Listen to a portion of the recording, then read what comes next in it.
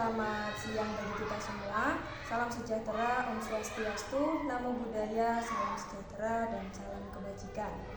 Pertama-tama marilah kita panjatkan puja dan puji syukur kehadirat Allah Subhanahu wa taala yang telah melimpahkan rahmat dan hidayahnya sehingga kita berkumpul di sini dalam keadaan sehat dan di podcast saya kali ini akan membahas tentang proyek penguatan profil pelajar Pancasila atau yang sering disebut sebagai P5. Kali ini saya sudah ditemani oleh narasumber saya, yakni seseorang yang sudah berada di samping saya. Assalamualaikum Ibu. Waalaikumsalam. Gimana kabarnya hari ini? Alhamdulillah baik. Mohon maaf karena telah mengganggu waktunya, dan saya berterima kasih banyak kepada jenengan karena sudah merelakan waktunya untuk mengisi podcast saya kali ini.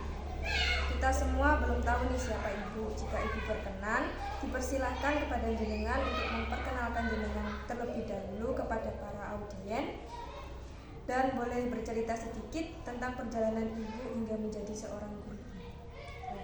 Baik, Assalamualaikum warahmatullahi wabarakatuh. Waalaikumsalam. Perkenalkan, nama saya Isfa Utami Wijeng.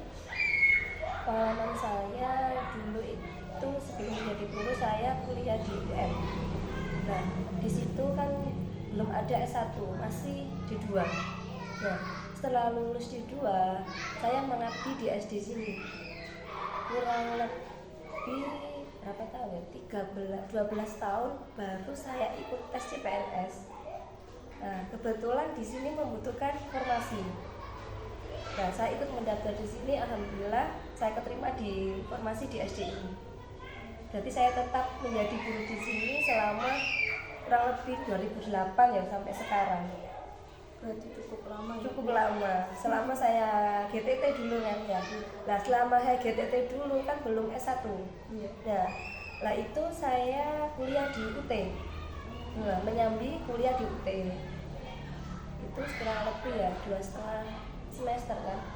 Lanjutannya di 2 dulu melanjutkan itu. Kalau boleh tahu di UT itu jurusan apa itu? Tetap sama PGSD. Kalau di SD dulu itu harus guru kelas. Kalau tidak guru kelas itu harus sekolah lagi. Meskipun sudah S1 tetap harus PGSD. Sekilas dari cerita Ibu tadi sudah memiliki pengalaman yang cukup dan sangat berkesan. Pendidikan sekarang kan menggunakan P5 ya. Yeah. Menurut Ibu, bagaimana pendapat Ibu mengenai penerapan P5 ini kepada peserta didik? Penerapan P5 ini didasarkan pada permasalahan yang ada di lingkungan satuan pendidikan. Kita lihat dulu di sekolah itu permasalahannya apa. Nah, peserta didik itu diajak untuk belajar dari lingkungan sekitar terlebih dahulu. Nah, peserta didik ini tidak hanya belajar pengetahuan saja, tetapi mereka diajak untuk mengalami permasalahan langsung yang ada di lingkungan sekitar. Seperti itu penerapannya. Berarti banyak kegiatan yang program-program P5 itu diterapkan di sini ya? Iya. Kemudian upaya apa saja yang sudah dilakukan oleh sekolah dalam menanamkan nilai-nilai P5 di dalam diri peserta didik? Yang pertama itu penanaman karakter pada pribadi peserta didik berdasarkan nilai-nilai Pancasila. Nah, seperti berakhlak mulia, kebinekaan global, mandiri, gotong royong, bernalar kritis dan kreatif, seperti itu. Pokoknya yang jelas itu penanaman karakter terlebih dahulu. Seperti itu. Menurut Ibu, apa kegunaan dari pelajar Pancasila ini? Gunaannya? Iya.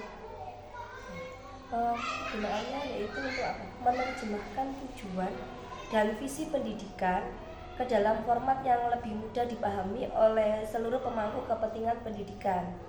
Terus P5 ini menjadi panduan pengembangan karakter bagi pendidik dan pelajar seluruh Indonesia ya mungkin ya.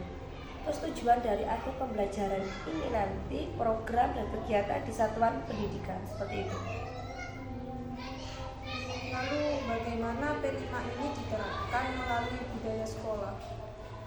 Kita menerapkannya itu melalui pembiasaan.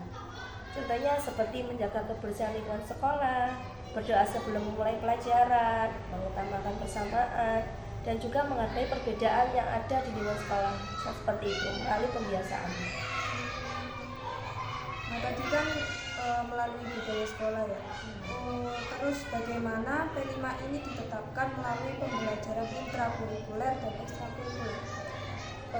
Dalam pembelajaran intrakurikuler P5 kita integrasikan ke dalam capaian pembelajaran, tujuan pembelajaran atau materi topik pembelajarannya. Sedangkan untuk pembelajaran ekstrakurikuler P5 ini diintegrasikan dalam kegiatan minat dan bakat siswa. Di sini kan kegiatan ekstranya kan ada drum band, terus ada banjari, ada pramuka. Nah, ini kan disisipkan diintegrasikan dalam kegiatan ekstra itu seperti itu. Terus bagaimana tahapan-tahapan dalam mengelola P5 di sekolah ini? Ada 4 tahapan di sini. Yang pertama itu pengenalan tentang P5 topiknya apa yang diambil. Nah, setelah itu kontekstualisasi. Terus yang ketiga itu aksi. Dan terakhir itu refleksi dari kegiatan P5 itu. Kalau boleh tahu Bu, tadi kan disebutkan tahapannya kan ada aksi ya. Iya. Itu contohnya gimana? Aksi misalkan kalau kemarin saya itu mengambil tema Bhinneka Tunggal Ika pembuatan drama, anak-anak membuat drama. Nah aksinya itu nanti anak-anak bisa membuat drama seperti itu. Kegiatannya anak-anak misalkan itu pokoknya aksi misalkan mengunggah video drama. Nah, itu kan termasuk aksi yang dikerjakan anak dalam P5 nya itu seperti itu. Misalkan seperti itu. Terus apa yang menjadi pondasi kegiatan utama pada mata pelajaran dalam penguatan P5? Misalnya proses pondasinya itu apa ya? Proses penguatan karakter. Nah, sekaligus kesempatan untuk belajar dari lingkungan sekitarnya. Di sini pembentukan karakternya itu butuh apa ya? Karakternya pembentukannya sangat sulit ya. Dari kan anak-anak karakternya tidak kan di sini juga berbagai karakter. Nah, kita akan karakternya terlebih dahulu itu loh. Menumbuhkan karakternya anak itu yang agak sulit biasanya itu. Soalnya kan anak-anak itu karakternya beda-beda. Nah, itu. Kadang kan ada yang susah diatur juga. Ya, betul, Mbak. Terkadang itu misalkan piket kelas. Nah, itu membentuk karakter anak-anak itu sangat sulit ya. Masa setiap hari harus diingatkan, piketnya siapa? Iya. Nah, itu kan seharusnya kan sudah kita ingatkan sekali atau 2 kali kan sudah otomatis kan muncul sendiri. Itu tidak selalu sering obrak-obrak waktunya sholat atau itu kan sering obrak-obrak. Pembentukannya itu karakternya anak-anak yang mandiri tak apa itu masih perlu ditanamkan, masih terus belajar ke proses. Jadi pertama-tama itu harus membangun rasa kesadaran terhadap siswanya ya. Iya. P5. Lalu apa saja perubahan yang timbul dengan adanya P5 ini? Dengan adanya P5 ini harus satuan pendidikan itu harus mengalokasikan waktu agar guru bisa bekerja secara kolaboratif. Nah, kolaboratif ini akan menjadi kunci sukses atau tidaknya sebuah proyek ya. Dalam pelaksanaan proyek, guru harus berkolaborasi dengan secara lintas ilmu, merencanakan, memfasilitasi, menjalankan asesmen. Nah, di sini kan dalam tim pelaksanaan proyek itu kan tidak hanya guru kelas, ada guru agama, ada guru PJOK. Nah, terlibat, tidak hanya guru kelas. Misalkan mendekatkan diri dan ketakwaan anak-anak itu kan kita harus mengambil guru agama. Nah, seperti itu. Kalau di lingkungan tak apa kita bisa minta bantuan guru PJOK. Nah, intinya itu kolaborasi antara beberapa guru. Seperti itu. Apa saja kendala yang dialami selama mengajar P5 ini? Kendalanya itu biasanya kan kurangnya pemahaman guru tentang proyek P5. Ini kan masih awal ya. Iya. Nah, biasanya banyak yang kurang paham tentang P5 ya, Mbak. Banyak yang bingung juga Iya, tentang program ini. Iya, program kan ini masih baru. Kita masih belajar sama-sama meraba-raba P5 gitu kan, Mbak. Terus kurangnya juga waktu atau sumber dayanya juga. Terus kurangnya motivasi pada siswa. ada kan siswanya, terus ada kurangnya dukungan dari orang tua. Misalkan kita membutuhkan ini, ada biaya, Bu minta beli ini atau apa buat kegiatan, kadang orang tuanya tidak mendukung, itu juga ada, terkadang seperti itu. Di sini ada nggak Bu kayak murid itu yang mohon maaf ya kayak berkebutuhan khusus atau hiperaktif, disleksia kayak gitu? Kalau diskusi tidak ada, cuma ada itu berpotensi tidak ada, cuma itu ada anak sampai kelas 6 itu ada yang belum bisa membaca, kelas 5 itu ada. Itu kan biasanya anak seperti itu kan susah ya Bu untuk diajarkan seperti P5 ini, sulit untuk memahami juga. Ya, iya. Itu cara Ibu mengatasi itu tuh gimana? Kolaborasi dengan teman-teman sebaya, kan kerjasama. Kalau P5 kan tidak individu. Nah, kita bentuk tim kolaborasi kerjasama dengan teman. Ada nilai gotong royongnya juga kan di situ. Karakter P5-nya kan itu. Ada mandiri juga ada, kan ada yang gotong royong. Jadi kita sama-sama dengan teman-temannya itu. Kita bantu. Seperti itu. Pernah nggak Bu kayak diprotes orang tua wali murid dari siswanya Ibu itu mengenai banyaknya program P5 ini? Selama ini masih belum ada. Soalnya kan sempat boleh cerita sedikit ya. Iya. Sempat itu saya di wali murid saudara saya. Iya. Beliau kan wali murid di SD, tidak saya sebutkan, Iya. mohon maaf. Itu kegiatannya kan banyak, terus orang tuanya itu protes ke gurunya karena kenapa kok banyak kegiatan gini, terus akhirnya yang kena itu kan sistem pendidikan sekarang. Iya. Katanya kan semakin ribet. Iya. Gitu kan. Mungkin terkendala juga mungkin biaya kan. Iya. P5 kan itu kan tergantung kita apa mengambil tema apa yang kita ambil, kan biasanya seperti itu. Ada kan kita juga tidak cukup sumber dayanya, fasilitasnya kan kurang di sekolah, seperti itu mungkin. Ada juga ya masih SD tapi kayak sudah diajari masak. Iya itu ada. Itu kan ada. Sementara kami kan belum mengambil tema itu ya. Iya. Nah, kemarin kelas 1 kalau kelas 4 itu mengambil temanya itu berkelanjutan susu dari menanam kangkung atau apa, kan tidak perlu biaya terlalu tinggi. Iya. Lebih kewirausahaan seperti itu. Terus kemarin ini baru-baru ini saya mengambil itu tema Bhinneka Tunggal Ika. Mungkin dari kelas 1 itu kemarin itu profesi, pengenalan profesi. Anak-anak menarikan tari profesi pengenalan. Ya mungkin ada waktu pas pentasnya P5 itu kan ada kan selalu dipentaskan itu ya pinjam kostum, cuma nggak terlalu mahal, standar gitu. Tapi selama ini insya Allah belum memberatkan, kan juga anak-anak ada uang kas. Oh, kalau boleh tahu seminggu itu berapa kali? Kasnya Iya. satu kali Satu kali. itu 1.000 buat anak biasanya uang kas. Tapi mesti rutin ya Bu, anak-anak? Ya 1 minggu sekali 1.000 gitu kan. Nah, P5 ini kan sudah benar-benar mengubah ya Bu, mengubah pendidikan yang sekarang. Iya. Terus apa harapan Ibu ke depannya tentang P5 ini terhadap pendidikan yang akan mendatang? Harapannya itu peserta didik dapat tumbuh sebagai pelajar yang berkompeten, terampil dan berkarakter sesuai dengan nilai-nilai Pancasila. Berarti yang tetap ditanamkan di sini adalah karakter peserta didik. Seperti itu. Baik, terima kasih banyak saya ucapkan kepada Ibu karena sudah bersedia menjawab pertanyaan-pertanyaan dari saya. Dari wawancara ini tadi dapat saya simpulkan bahwasannya penerapan P5 dalam pendidikan Indonesia adalah langkah yang penting dan strategis dalam meningkatkan kualitas pendidikan. Dengan merujuk pada proyek penguatan profil pelajar Pancasila, sekolah dapat memberikan pembelajaran yang lebih efektif, relevan, dan berdaya guna bagi peserta didik.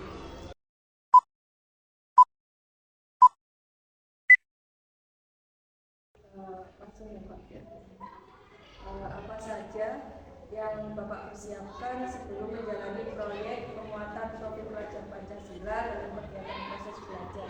Dalam mempersiapkan hal itu, apakah Bapak kesulitan dalam penyusunannya? Dalam proyek peling ada kita kan itu hal yang baru menurut saya dulu kan kuliah S1 kan belum yang namanya kita sudah ada di harus kuliah, kemudian saya harus mengikuti perkembangan sesuai dengan pemerintah dengan perubahan kurikulum itu kita harus belajar bagaimana tentang kurikulum merdeka itu, dan salah satunya ada P5 itu.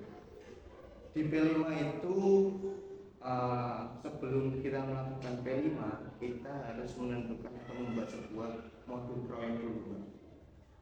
Nah, modul proyek itu kita buat itu sebelum pembelajaran atau sebelum semester dimulai. Jadi guru itu merapatkan atau membuat tim P5 di mana di situ ada kayak penanggung jawab, gurunya siapa, terus kita membuat sebuah program proyek. Kita tentukan di P5 itu ada sekitar 5 proyek kerjasama tentang semisal kearifan lokal, terus kemudian hidup berkelanjutan, wirausaha. Kemarin di SD kita itu di tahun pertama itu kita sudah menjalankan tentang wirausaha, di mana di SD kita membuat sebuah makanan yang mungkin sebelum membuat itu kita melihat dulu potensi di daerah kita itu makanannya itu apa ya. Kalau di daerah sini itu kalau makanan itu onde-onde, pernah dengar onde-onde? Nah, onde itu kita mengangkat makanan tersebut, makanan tradisional itu daerah kita itu kita jadikan P5. Jadi akhirnya tuh praktek Membuat onde-onde. Cuma ketika kan P5 itu kan harus mulai dari fase A, B, C itu kan temanya sama atau topiknya. Kalau wirausaha semua wirausaha, tinggal setiap fase A kelas 1, 2, fase B kelas 3, 4, fase C kelas 5. Nah itu kita bedakan dari apa ya namanya, kayak proses atau mesin.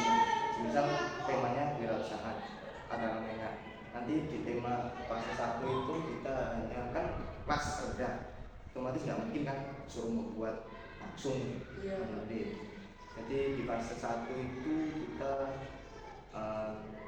kayak mengenal makanan tradisional, jadi pengenalan tentang bahannya. Kemudian fase B dinaikin lagi kita ke proses pembuatan. Kemudian di fase C kita memperbaiki proses di mana setelah fase B terlaksana dan pembuatan, fase C-nya itu kita proses pemasaran.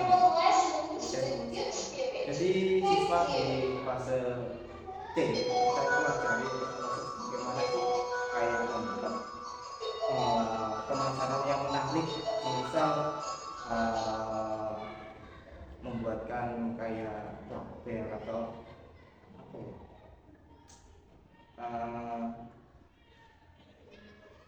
ya, kanva, dari kanva itu kita ajari untuk membuat itu kan. Jadi kayak menguji siapa biar menarik pelanggan atau konsumen. Menurut Bapak, pelajar yang berdimensi beriman, bertakwa kepada Tuhan Yang Maha Esa, dan berakhlak mulia itu seperti apa? Menurut Bapak sih, kalau berdimensi beriman dan bertakwa kepada Tuhan Yang Maha Esa itu kita lihat dari sikap keseharian siswa tersebut. Bisa kayak menghormati kepada guru, kemudian bisa sikapnya yang sopan santun terhadap teman maupun guru maupun dalam kehidupan bermasyarakat ataupun di rumah, seperti itu. pulangnya juga. Kalau sekarang kan di Jombang itu kan sudah full day.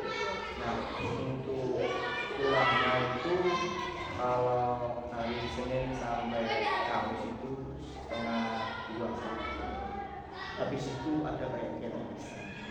Jadi kan otomatis waktu itu kan ada waktu istirahat. Ya. Jadi kan masuk Adalah apa sikap manfaatnya yang dibawa oleh siswa terkait pengalaman keimanan tadi itu seperti apa?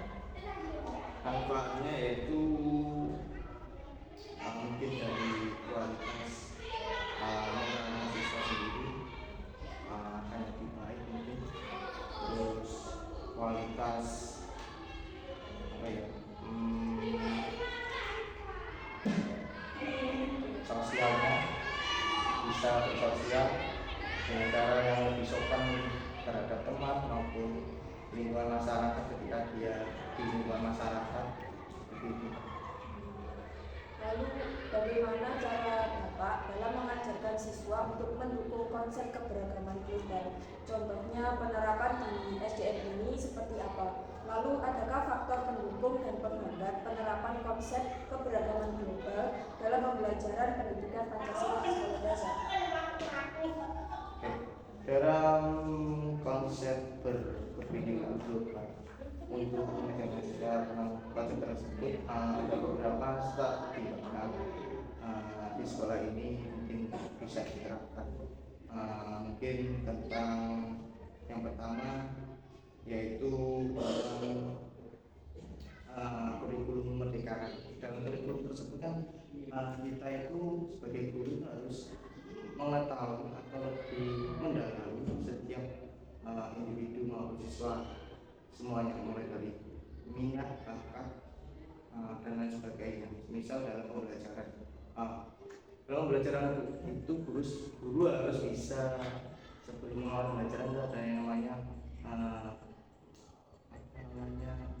asesmen diagnostik, di mana di situ itu guru itu harus bisa memilah mana yang anak kita ke dalam pembelajaran yang kinestetik maupun audio maupun lain sebagainya. Jadi guru itu harus bisa memilah mana anak yang pandai di mana saja itu. Terus kemudian sedang pembelajaran guru tersebut harus memfasilitasi, misal anak pintar dalam bentuk audio visual, jadi diberi kayak materi dalam bentuk video siswa tersebut, atau ketika waktu mengerjakan tugas itu dipilah-pilah mana yang siswa suka dalam bentuk video, jadi dia diberi video tersebut disuruh merangkum apa yang sudah pernah atau sudah dilihat selama pembelajaran tersebut. Berarti sesuai dengan karakteristik dari siswa masing-masing. Iya.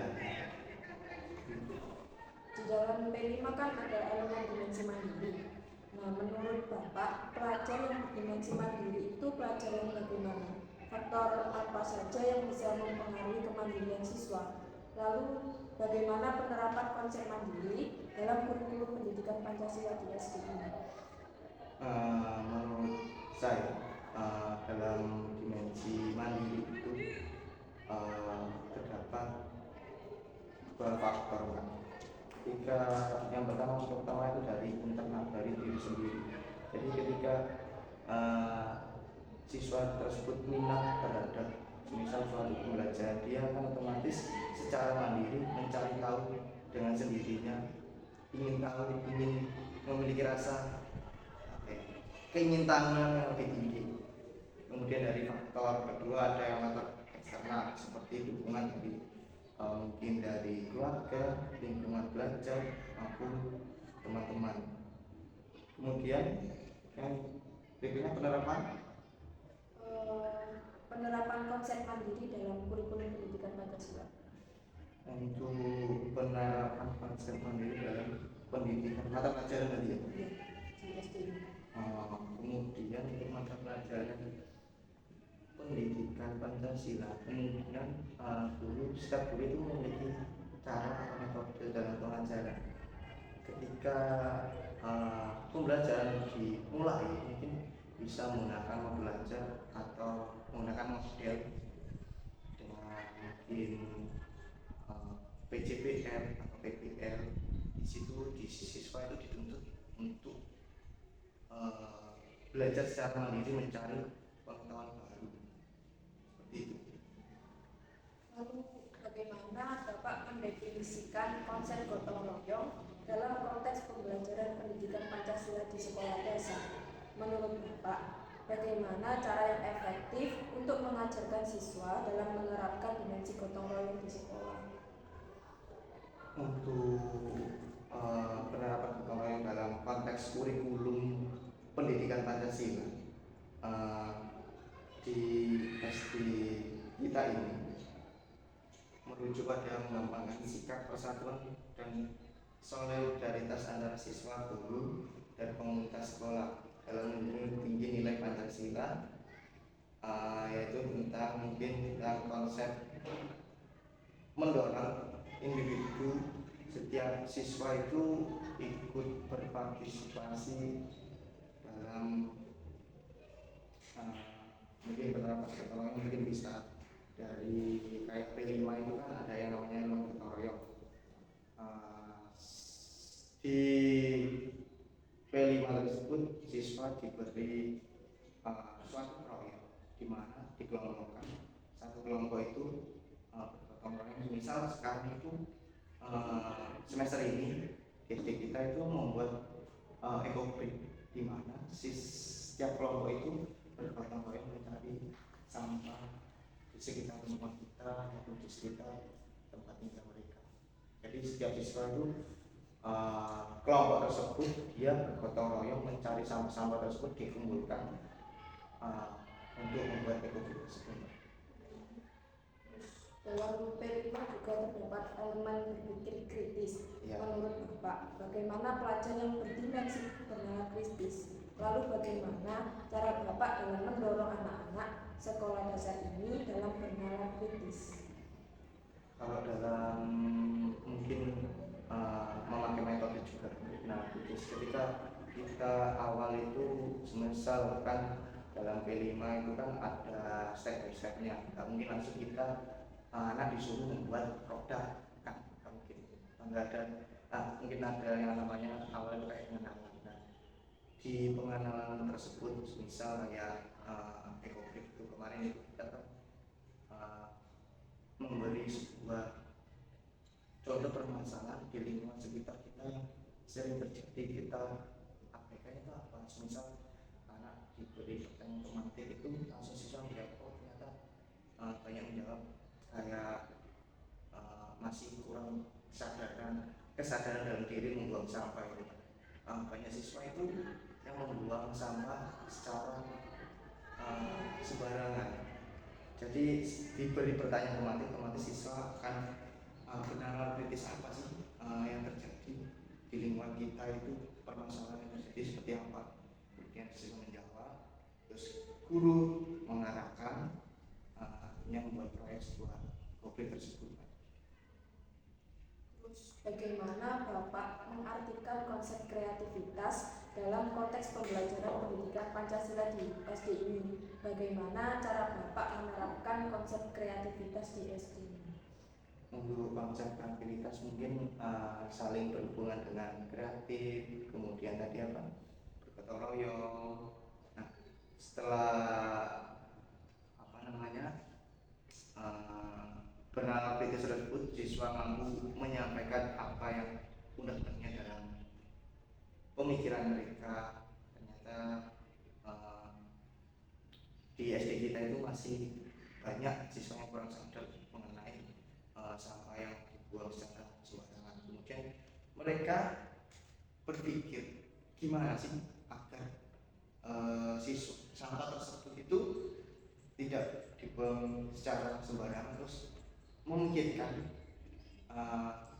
Sebab akibatnya gimana. Kemudian memungkinkan enaknya dari sampah ini biar tidak sembarangan dibuatlah sebuah pemikiran antara siswa dengan guru itu menemukan pemikiran apa sih yang sekiranya kita buat untuk mengurangi sampah plastik tersebut, muncullah timbul ide-ide kreativitas setiap siswa tersebut kita tampung menjadi sebuah ide yang sangat besar. Seperti contohnya ya, ekobrik kemarin itu sudah berjalan, mungkin tinggal akhir semester ini, mungkin ketika rapotan tanggal 21 besok ini, insya Allah di sekolah kita itu akan mengadakan yang namanya gelar pameran dari P5 tersebut. Terus apakah proyek P5 Bapak ini mendorong kreativitas dan pemecahan masalah bagi siswa serta memberikan kesempatan bagi mereka untuk mencari solusi alternatif? Saya rasa sangat mendorong bagi siswa. Setelah melaksanakan P5 ini, efeknya yang pertama sekolah ya mungkin bebas dari sampah plastik.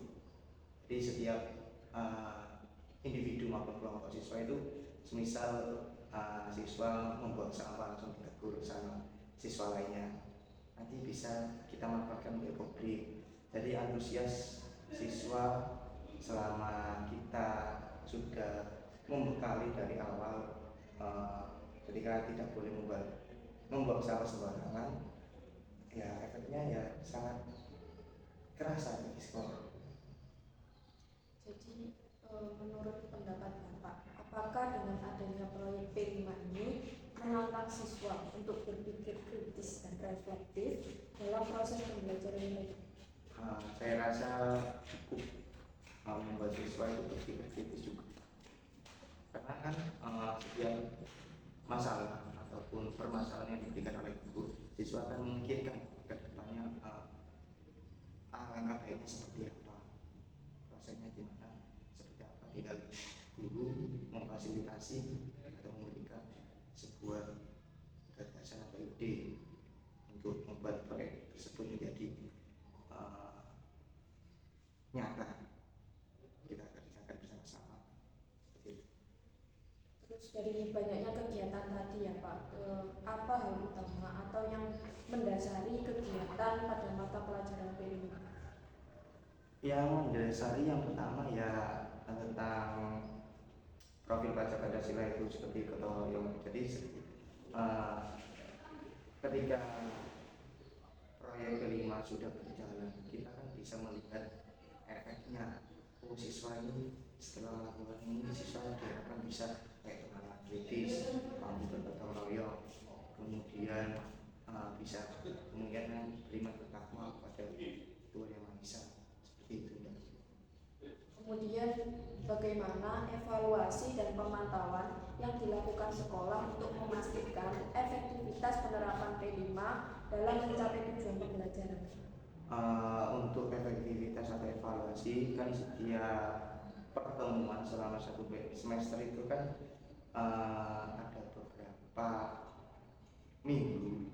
Setiap minggu itu kalau di SD kita itu P5 itu difokuskan pada hari Jumat.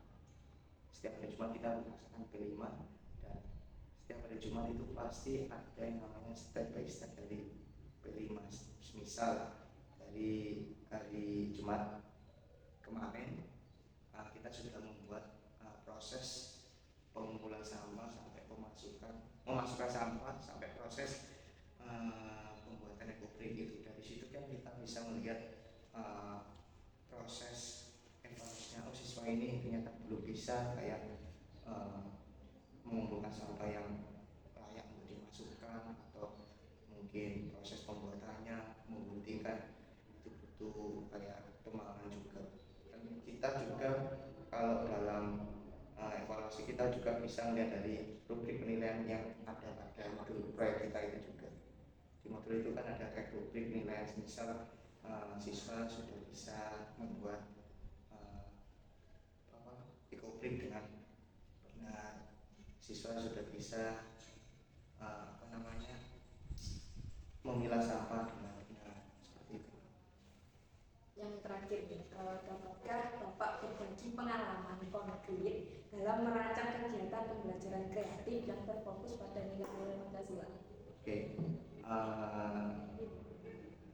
awalnya kita semua itu kan ya masih bingung tentang P5 itu seperti apa sih. Kemudian kita itu mendapat kayak diklat di kabupaten, ternyata P5 itu seperti ini dan kita realisasikan atau kita lakukan di sekolah kita masing-masing. Kemudian pada awal kita kan masih belum bisa, dan kita belajar secara terus menerus, terus kita terapkan ke SD kita. Alhamdulillah pada semester pertama, di tahun pertama kita menerapkan kurikulum merdeka dan P5, siswa itu juga sangat antusias melakukan kegiatan tersebut. Mulai dari kalau saya dulu kan saya megang kelas 4, di awal P5 itu saya membuat sebuah kerajinan dari sendok bekas. Sendok plastik bekas itu kita membuat sebuah kayak lampion, terus hiasan lain sebagainya. Mungkin bisa dilihat nanti di kelas saya hasilnya seperti apa. Ketika proses pembuatan tersebut secara tidak langsung kan siswa itu kan sudah menanamkan profil Pancasila mulai dari kritis, gotong royongnya sama teman, kemudian beriman takwa atau sopan santun kepada anggota kelompok satu dan kelompok lain, seperti itu. Berarti P5 ini siswa, guru maupun siapapun yang berada di sini itu dituntut, benar-benar dituntut untuk menjadi kreatif dan terus inovatif ke depan. Iya, jadi semua guru maupun siswa itu saling bekerja sama untuk mewujudkan atau menerapkan program tersebut, dan efeknya ya ke siswa tersebut agar bisa sesuai dengan profil Pancasila. Mungkin ada nggak Pak harapannya Bapak terhadap pendidikan ini dengan adanya P5? Mungkin lebih ke pematangan konsepnya, kan kalau misal di daerah kayak pedesaan sama perkotaan mungkin lebih cepat yang di perkotaan. Kalau di pedesaan itu masih kayak lambat. Pemikirannya kan mungkin Dari SDM-nya juga. Kalau ketika mungkin kalau di guru di pedesaan itu kan mungkin sebatas kayak kurang kurang efektif lah.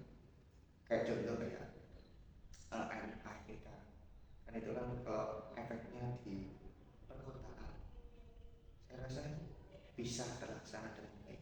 Kalau semisal di pedesaan mungkin ketika katakanlah di gunung susah sinyal, terus kita harus mencari sinyal ke kota dulu agar bisa mengerjakan MBK, itu kan yang nggak efisien di sana.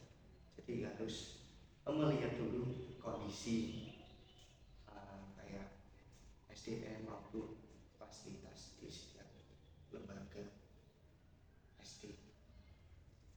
baik. Terima kasih Bapak telah bersedia meluangkan waktunya untuk mengisi podcast saya. Saya mohon maaf juga karena telah mengganggu waktunya. Ya, sama-sama. Baik, itu tadi podcast dari saya.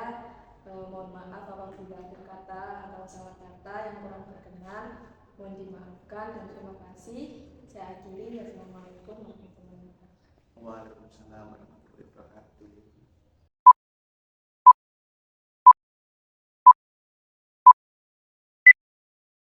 Put your hands up in the air, put your hands up in the air, put your hands up in the air, put your hands up in the air, put your hands up in the air, put your hands up in the air, put your hands up in the air, put your hands up in the air.